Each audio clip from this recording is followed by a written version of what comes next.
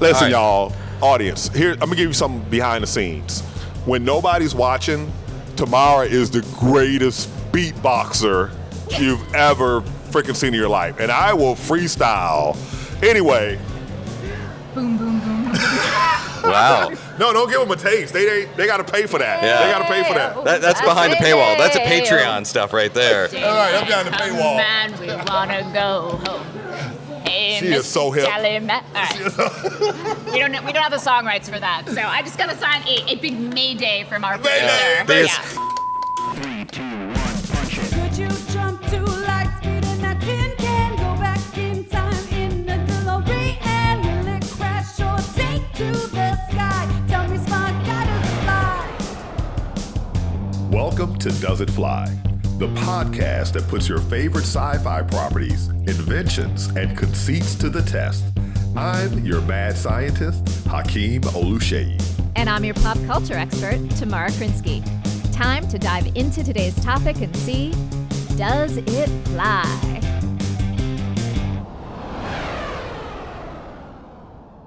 This episode of Does It Fly is brought to you by Roosevelt's. So Hakeem, we got to do something really cool recently. We actually got to record an episode of Does It Fly in the same place together. That's right. We were live at Comic-Con. Exactly. We were at the Mission Brewery, and we changed up our format a little bit for the very first time. We had a guest. And I hope you guys enjoy our conversation. Let's take a look. Hello, everybody. This is Does It Fly? We are here live from San Diego Comic-Con. I'm Tamara Krinsky, your co-host, along with Dr. O.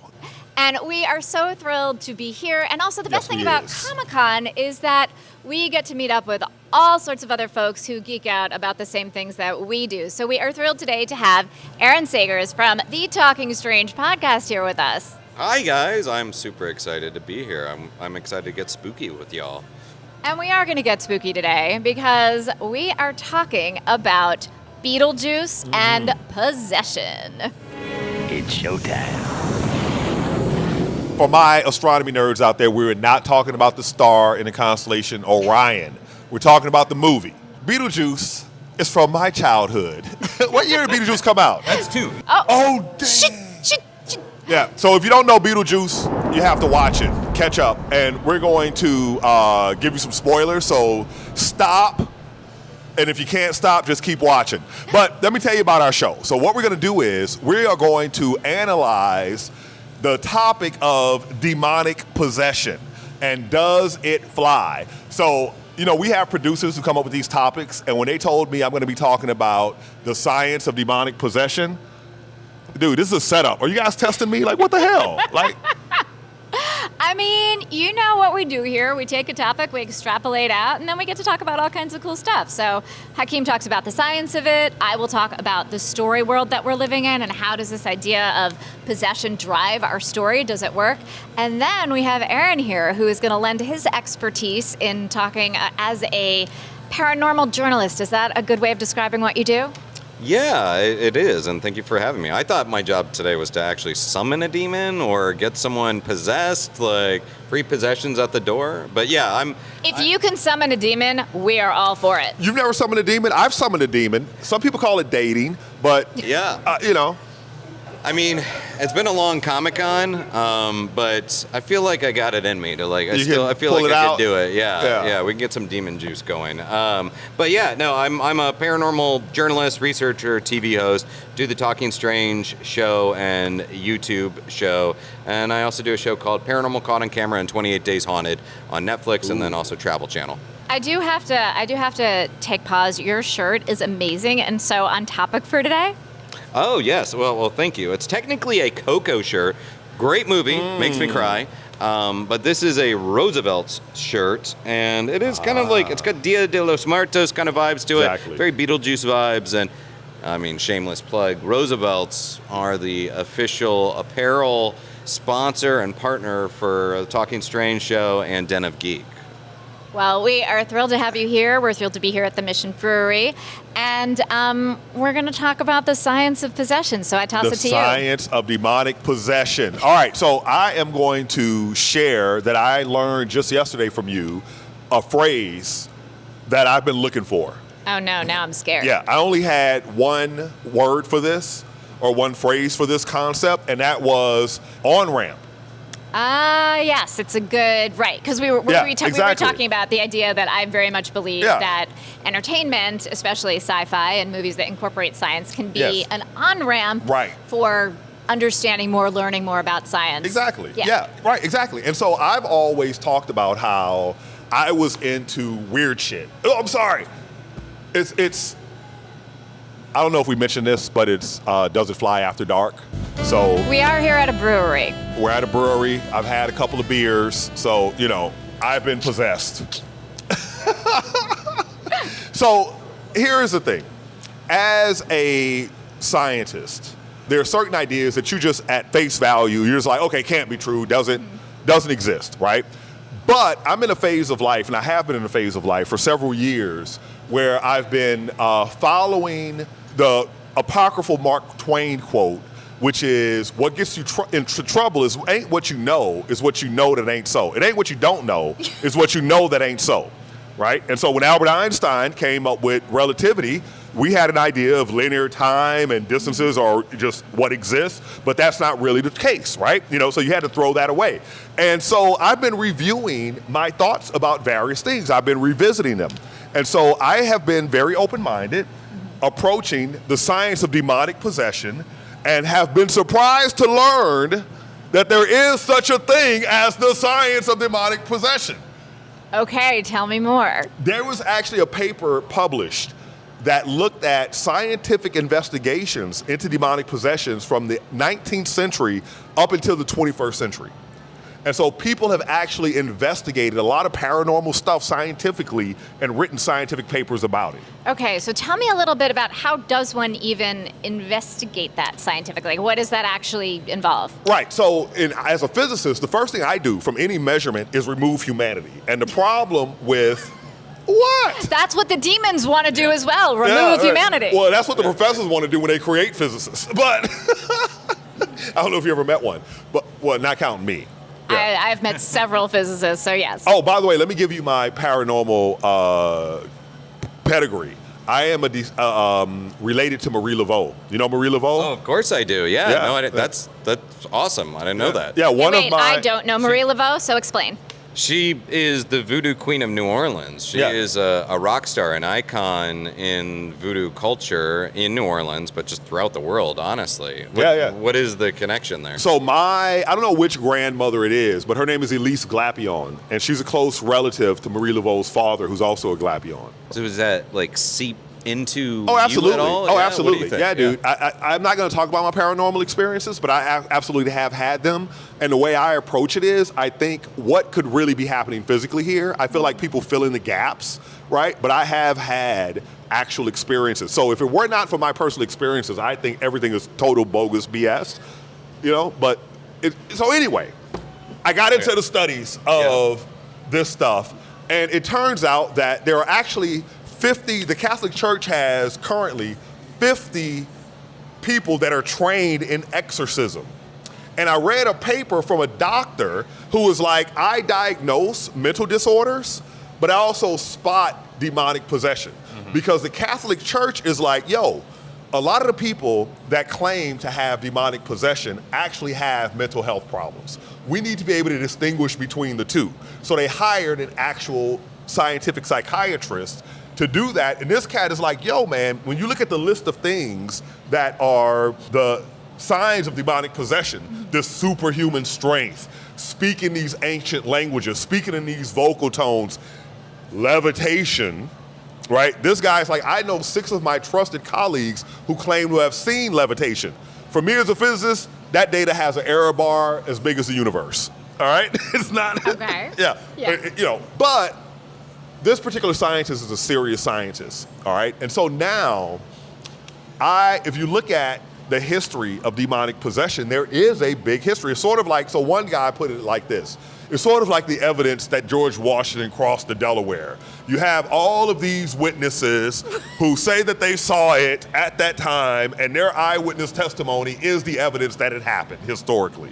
Wait, I have a question for you. Go back for a minute. So when you say, this guy, this particular scientist has his bona fides, like, this is more of a general question I'm just curious about. For you as a fellow scientist, what makes you go, this person is credible? See, you're not. No human is credible. No human is credible. No eyewitness is credible. I right? should just go home now then. You have a measurement. You have an answer, but the question is, how big is the error bar, the uncertainty on that answer? And so it's sort of like when you do polls in politics, and you're like, oh, this person's ahead 47% to 45%. But you're like, no, that's actually a tie because they're within the error, right? Or like medicine. If a doctor tells you you have a certain amount of time to live, you could die the next second or self-heal and live forever, potentially, right? There's a big-ass error bar, right? So this guy has authority and credibility, but the error bar is massive just because he's a human, for no other reason. But it's slightly smaller than a random human. Okay, because of what he's done in the past and because of his own personal credibility, right, and integrity, right? So anyway, what is shown in the show Beetlejuice, that type of, what we see it is from the demon's possession. A priest never gets that. All they get is the human doing what the human is doing, right? All they see is the worldly stuff, right? So when I look at all of this evidence, and I read extensively on it, what I see is, okay, these people are saying that these humans do appear to be experiencing something that we can't explain. What they've done is they've eliminated causes. What they haven't done is narrowed it to, this must be the answer. What they've done is, because they're Catholic, they fill in the gap with demonic possession because that's what's historically, you're set up for that, right? So as a scientist, I'm like, you know what, I like to investigate because I don't have the same bias. I'm not gonna fill it in with my own guess for what it is. But if you were in the Beetlejuice world and you were around the table and people did what they did, they were influenced from outside, right? Would they say that was demonic possession? If they're in the Western world, chances are they would, right? Even though demonic possession goes through cultures throughout time. Yeah. Well, I mean, the Beetlejuice is a great piece of paranormal pop culture. You know, it reflects these supernatural and paranormal ideas, and it's not really reflecting any specific kind of possession or exorcism philosophy. However, every culture has some version of possession and exorcisms, and even like the earliest depiction of a ghost that we know of goes back to 1500 BCE. It was a Babylonian tablet, and it's got a little ghosty guy there, and it looks like it is discussing the ritual of exorcism on that Babylonian tablet. And even the idea of demons, pop culture has made demons very much like, we've framed it within the Christian or specifically Roman Catholic idea of demons, but demons predate Judaism, Christianity.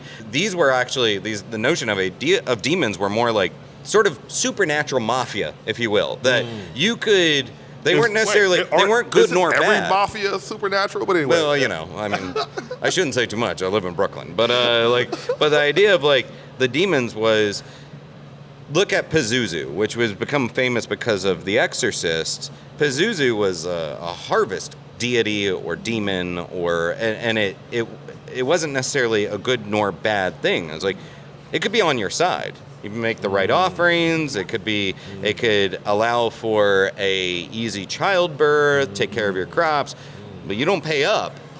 You know, then we might have some problems here, you know, like, and that's where you could get on the bad side of it, you know, so like, and that's kind of a moody demon. That's like Beetlejuice as well, when you think about it. Yeah. Even though they never call Beetlejuice a demon, in the trailer for the sequel, they specifically call him a demon. When I was a teenager, a trickster demon terrorized our entire family and tried to force me to marry him. But he's a ghost. He's a ghost. He talks about having lived, and then he becomes a ghost. But he sort of works the same way of like... Is your definition of demon the fallen angel demon? My definition. Well, I mean, I should say, as far as this notion of belief, I don't know what I believe. Well, you're saying he's not a demon, he's a ghost, so you have some definition. Well, that's within the movie. I think there's weird stuff going on out there, but I don't know. I don't have a playbook. I don't have the handbook for the recently departed, right? Right. I think there's weird stuff, but I also think there's a spectrum of possibility that on one hand, there is almost dogmatic belief, and on the other hand, there's closed-minded cynicism, and then there's a sliding scale of skepticism in the middle, explaining what you can, but also acknowledging there's a lot of leaky plumbing and bad wiring, in these haunted spots. But like, I don't know what a demon is, but I know it's not what paranormal TV shows often say it is. I know it's not just Roman Catholic I will offer demon. you to borrow my Necronomicon, but you have to give it back. I have the audiobook, which gets really weird every time I try to play it. Not a good idea. No. What's your favorite book of the occult? Yeah. Have you ever summoned a demon? I have not summoned a demon, but I have done a lot of Ouija board stuff. Ooh. Yeah. So we've talked about this a little bit. So when I was growing up, I used to do a lot of theater. Like during the summer, we had a whole theater program in my town, and we would rehearse from like 7 to 10, and then we would all head to somebody's house afterwards, and we would create our own Ouija boards. I mean, I know that's like the trademark thing, but basically we'd cut out letters and we'd put them in a circle and we'd take a paper cup and we'd have a yes and a no and we would ask questions about our future and our relationships and stuff like that. And I swear no one was moving the cup. No one was moving the cup. So do I believe that there were like ghosts moving things? I wouldn't say I necessarily believe that there were ghosts moving the thing, but I still can't explain how it happened. So it kind of goes back to what you were saying before about this idea that, like, you eliminate all the stuff. Like, I'm eliminating that I was pushing it. Yeah. I know my friend Corey wasn't pushing it. I know, but how it was happening, I don't have the answer for that. I guess if maybe I was like a Roman Catholic priest, I'd say it was a demon, but I don't have the blank to fill in. Yeah. Now, does science have the blank to fill in? Well, I've experienced, when I was young, and we didn't do Ouija board, but we had some paranormal activity playing Spin the Bottle. Okay, welcome to Does It Fly After Dark? It was, I don't know, you guys might be too young to remember Spin the Bottle. But actually, there's some Spin the Bottle I'd probably rather forget, but that's a different podcast. All right. I thought I was hanging out with fellow nerds because I was pretty much playing Spin the Bottle with myself. And that's when the magic happens. It was, I would not call it magic on my end. You're guaranteed to score. There was not a lot of kissing going on in my youth. If you were playing Spin the Bottle by yourself and there wasn't magic, then you were spinning wrong. Yeah. I am going to give my final judgment on does demonic possession fly. All of the human history of demonic possession, based on the number of people that believe, that experience it, based on the fact that organizations actually have people who are dedicated to this. There's a training handbook that was created in 1614, I think, and updated in 1919 on how to do it. It's like it's something that's already happening. And what are we calling it? I don't know, right? I mean, I know what they're calling it, but I don't accept that that is the answer for what the phenomena is. Okay. But it seems like the experience that humans are having is a real thing, so it flies.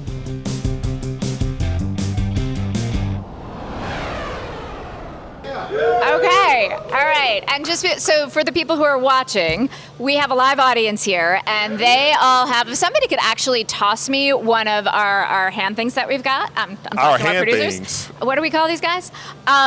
So there are folks in the audience who are responding to what we are saying with either flying high or Mayday. So if you hear some hooting and hollering, that means they're giving us their opinion, which we are very grateful for. So we just got a bunch of flying high. Yay! And we don't know, because we didn't actually test before they came in here, whether or not they were possessed. So this could be already a demon-leaning audience. So this could be already like baked in. I'm just saying. Speaking of baked, go on. The first use of this was not based on our podcast. It was about their current state, and everybody put up flying high.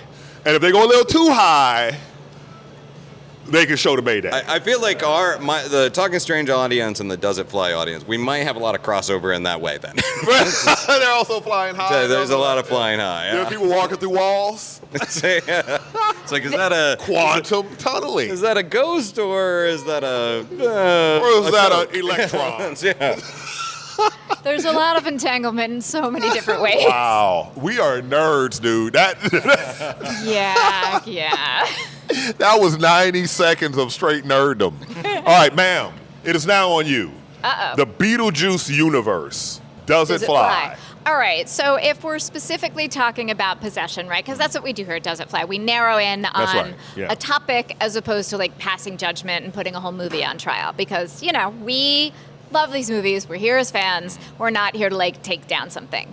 That said, if we think about possession, I think about like what role is it playing in the story? So we've got this crazy cat, Beetlejuice, and he sort of embodies chaos. He's a chaos agent. And for me, first off, the creation, we have to like give a huge shout out to Michael Keaton, right? I was waiting for that. I was in my head thinking, normally, you and Yeah. So Michael Keaton killed it, right? Yeah, he was amazing and so responsible for so much of the look. I mean, when he came in, he was a little bit like, what exactly is going on here, director Tim Burton? Like, what exactly is happening with this movie? He wasn't sure. But as it developed, and the original script was actually a lot scarier. Oh, wow. So a question. If you're an actor and you walk in and it's Tim Burr, you don't go, oh, shit, it's Tim Burr. Well, here's what you got to remember. This is from 1988, right? So this is much earlier in his career. Like now, if Tim Burton summons you for a movie, if you should be so lucky, you know what you're what kind of ride you're hopping onto. I mean, this was a very different time, and he didn't have the body of work that he did. Yeah. So.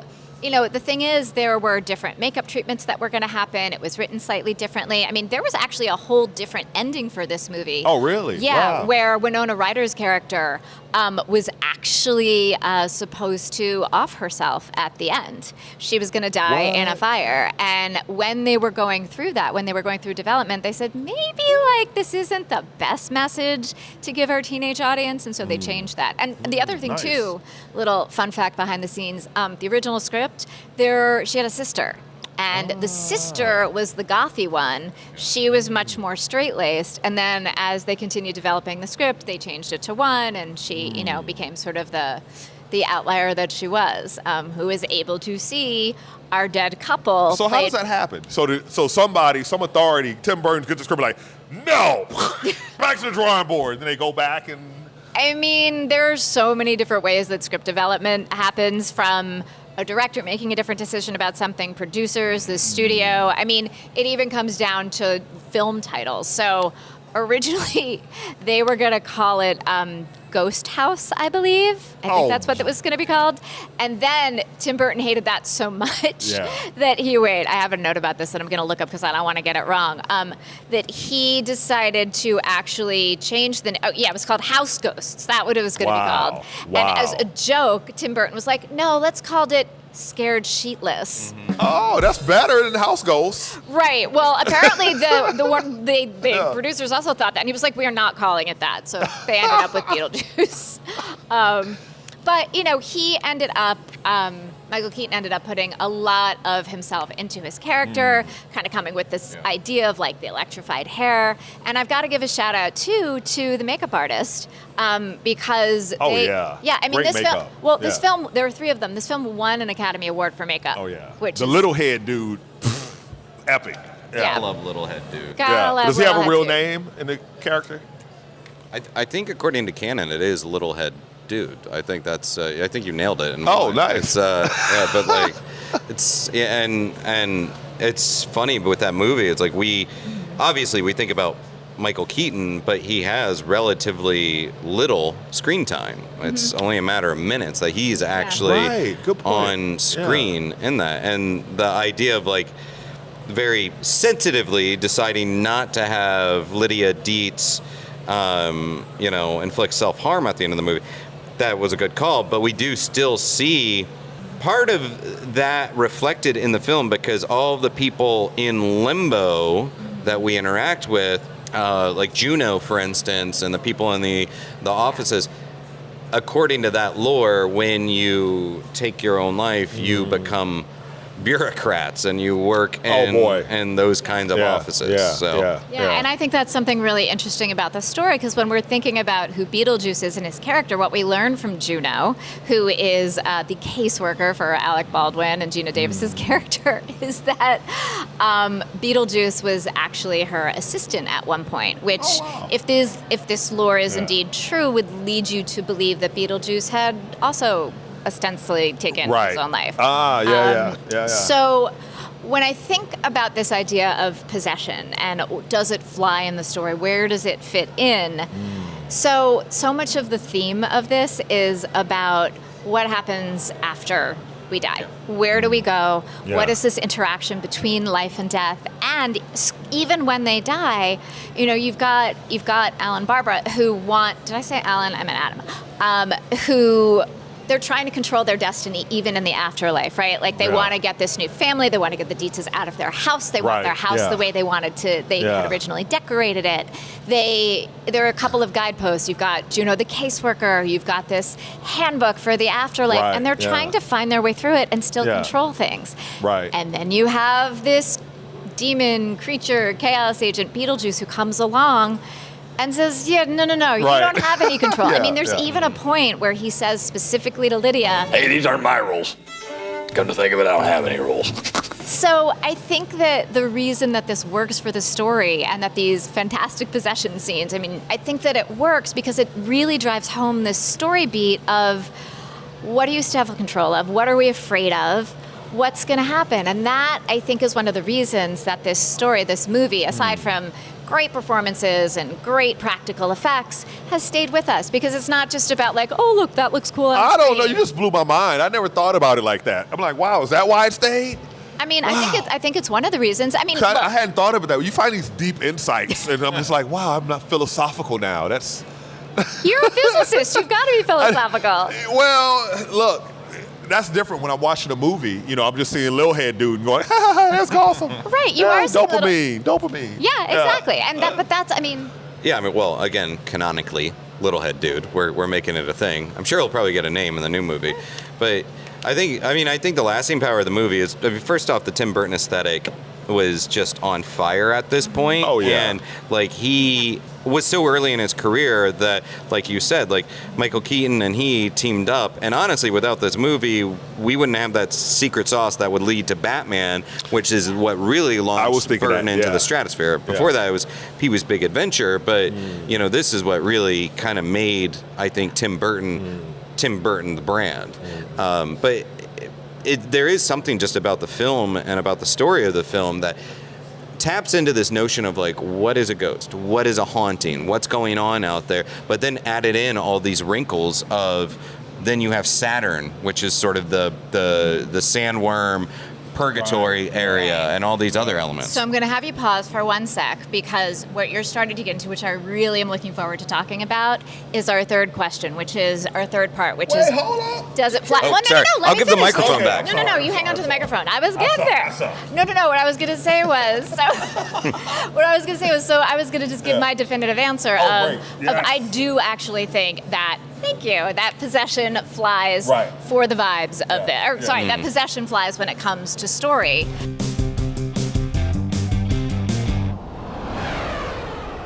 And then that leads us to our third question, which is, does it fly for the vibes? Does it fly for the feels? I think you passed too quickly over your deep insights and the impact that's going to have on our audience. You just went deep philosophically into Beetlejuice. And I'm still trapped in that moment.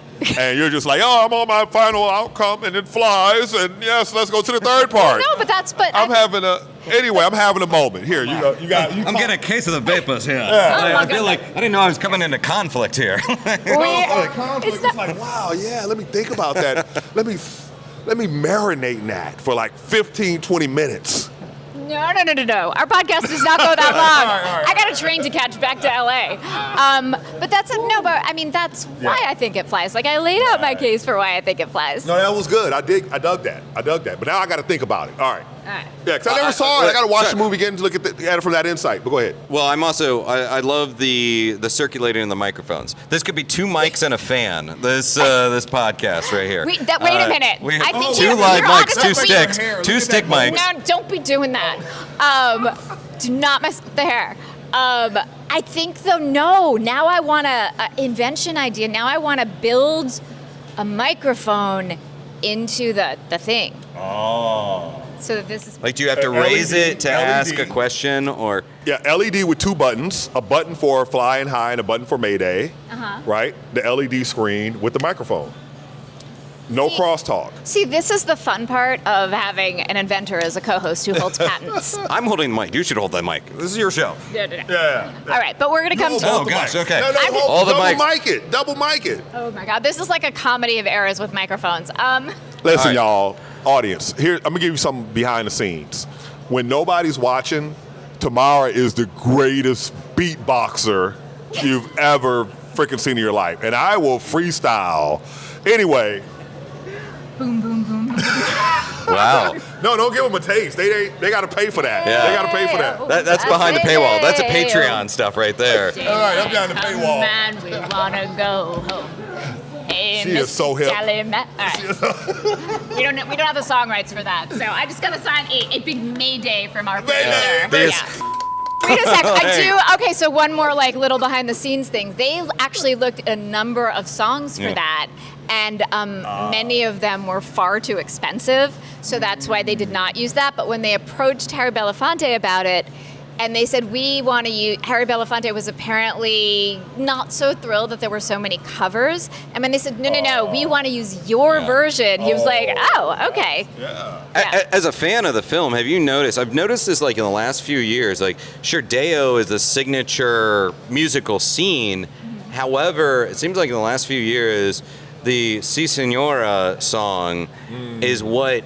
I hear the most out at when people are kind of talking about this as a property. It's like, I feel like that's taken over a little bit. But I'm sorry. All right, so you had a question. What was your question? No, we've moved on now. We're in the third section. Let me give it back to you. So let's talk about third. So I want to hear you two vibe on the third part. Moved on like into the afterlife? I have moved on? Oh, no, shoot. dude. Listen, this isn't my first time. Oh.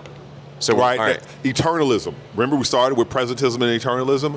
If it's eternalism, when the universe began, we were having this conversation. Right? And this may not be the first time we've had it. There's no experiment you can do that I have thought of, let's put it that way, that can distinguish between us moving through time and the frames of existence already existing, and we move through those frames. So this idea of consciousness. I don't want to get off topic, but I do want to say, like, what you're saying also really dovetails nicely with some like elements and theories about the paranormal, honestly. Like, that is not just like your dead Aunt Edna coming back to be like, ooh, I'm a ghost, you know? Like, there's what you're talking about is actually more of the jam of paranormal that I like. But continue. I'm sorry. No. I was going to say I could so go down in that direction. Oh, yeah. I think we've got another podcast together that we need to. You have to come back and talk to us about that, and we'll find a good movie to frame that, because I would love to talk more about that. The Others. Okay. Oh, yeah. Okay. Producers, take note. We have a new topic. Not for right now, for another episode. Okay, so back to does it fly for the vibes? And what I was thinking about for this is, given your expertise in talking about, and reporting on the paranormal, when you think about how possession happens in this particular film, does it, for fans of this genre, of this topic, do you feel like it's a legit experience? Do you feel like it sort of goes outside the realm of what it is? Yeah, well, I mean, like, within the scope of the film, the instances of quote-unquote possession, we have, the dinner scene with Deo, we have moving objects, there's a lot of things, and it's like, is that possession or is that spiritual attachment, theoretically, and all of that? And everything is theory. Again, I don't have the rules. I don't know what's going on. I just have ideas. But with Beetlejuice, I think what makes it fly, and I will say it flies, is that it taps into a conversation, and it taps into the notion of story and the shared experience. I mean, we all, the only certainty about life is that we are going to die, you know? And so... What about taxes?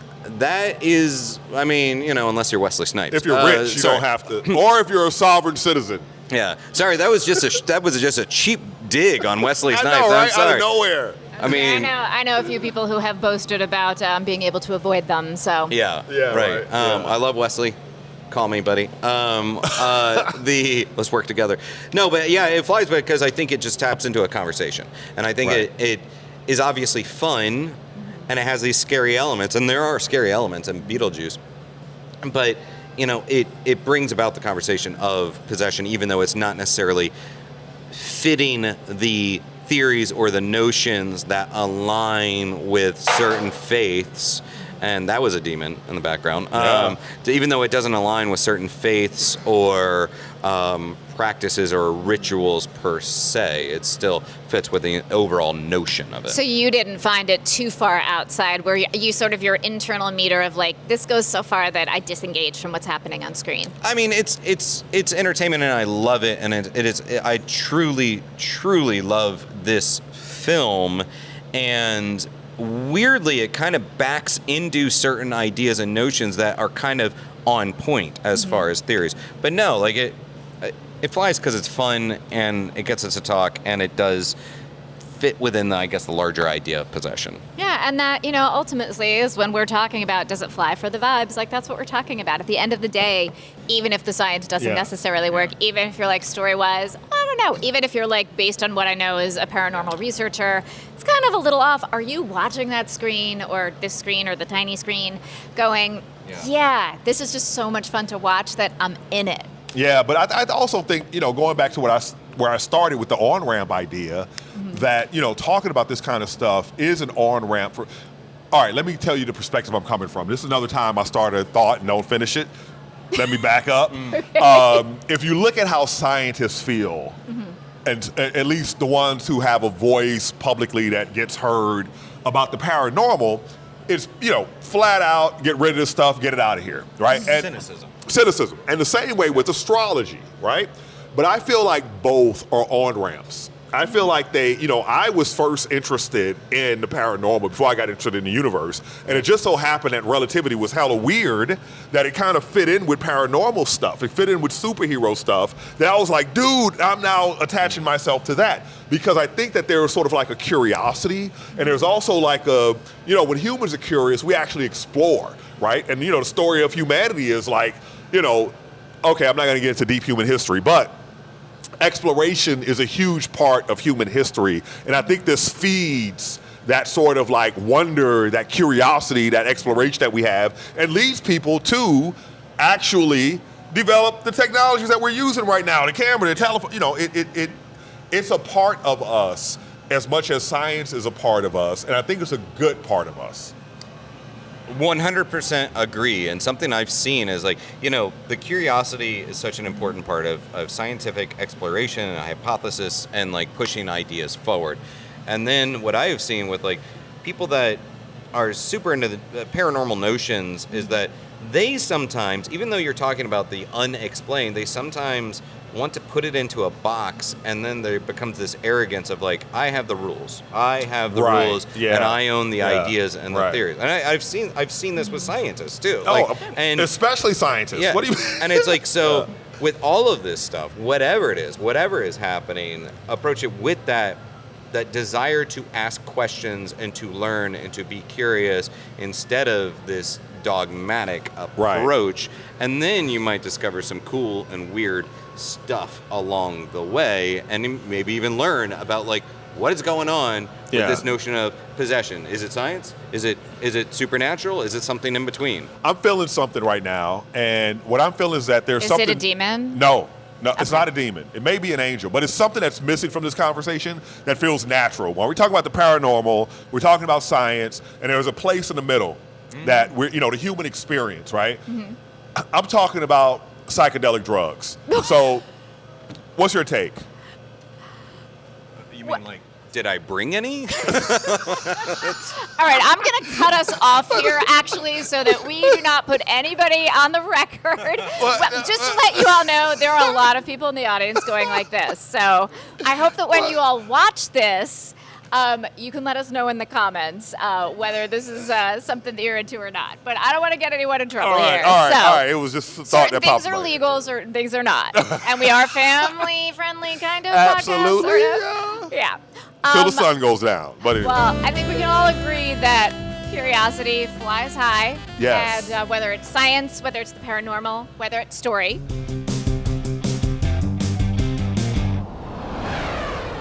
I want to thank Aaron for coming on our podcast. Thank you guys for having me on. I had a great time nerding out with you guys. And yeah, so Talking Strange, wherever you find your fine podcasts, and on YouTube through Den of Geek, and also hit me up on social media at Aaron Sagers. I want to hear people's stories of the strange and unusual. Lay it on me, as weird as you want to get. I love it. And I'm gonna say, you guys came on my show. So we were talking about Jurassic Park. So we're doing the flippity flop, and I'm putting you in the hot seats. Woohoo! Well, that is where we like to be. I always like being in the hot seat with you. And we are together, y'all. Look at that. Look at that. Same room. Yes. Woohoo! Comic-Con. Yes. Yeah. See, you thought I was lying. We actually do kick it. Well, as always, it is a blast talking about this stuff with you. Absolutely. Love it. Thank you, everyone, for turning into our very special Comic-Con. I want to thank our audience here. Yes, thank you for sharing this moment. And for all things Does It Fly, where can they find us? DoesItFlyPod.com, through Den of Geek, on YouTube, and on TikTok. Does It Fly Pod. All right. Good night, everyone. Thanks so much. Woo!